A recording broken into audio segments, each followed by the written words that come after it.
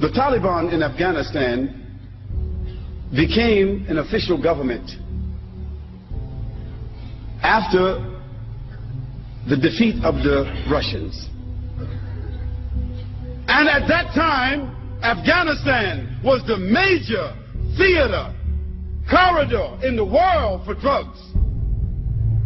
61% of all of the heroin of the world was produced between Afghanistan and China.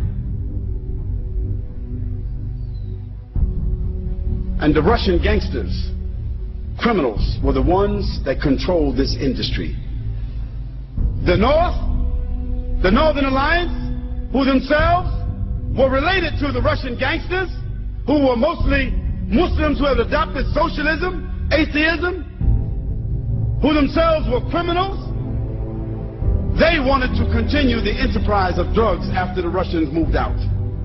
They wanted to continue the industry of prostitution, gambling, all of this here.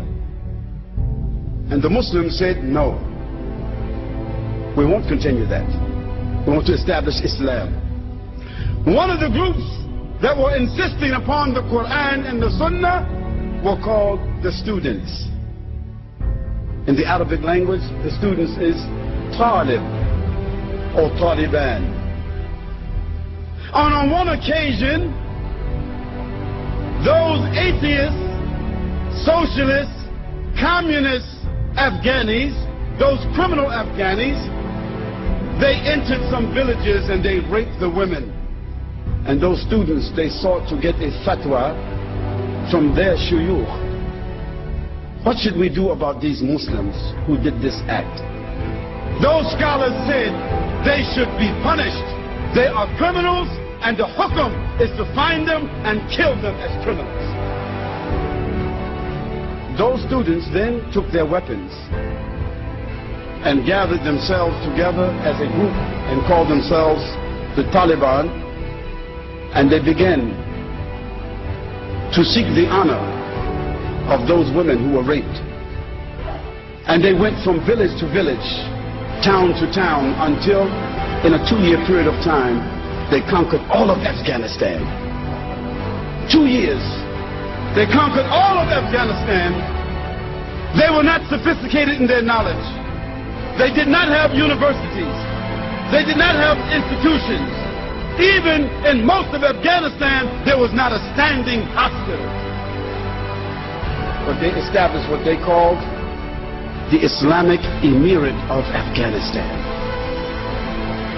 The only standing Islamic emirate in the world at that time.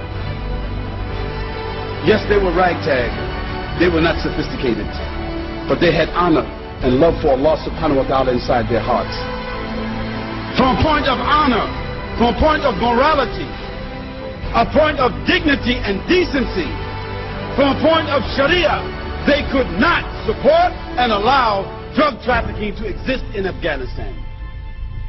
So what did they do? They began to punish those who held drugs, those who sold drugs, and they began to imprison those that used drugs. Then they gave an option to the farmers who were the growers of poppies in Afghanistan, the major crops for drugs, isn't it? They told them, we will give you the land where you are growing the poppies. You will take the land. But you must grow another crop. You must grow a different crop.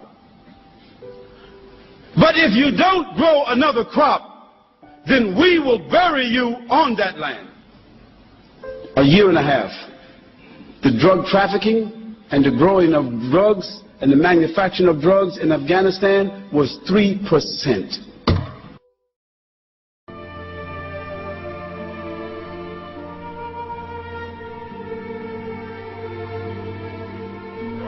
And they went from village to village, town to town, until in a 2-year period of time, they conquered all of Afghanistan.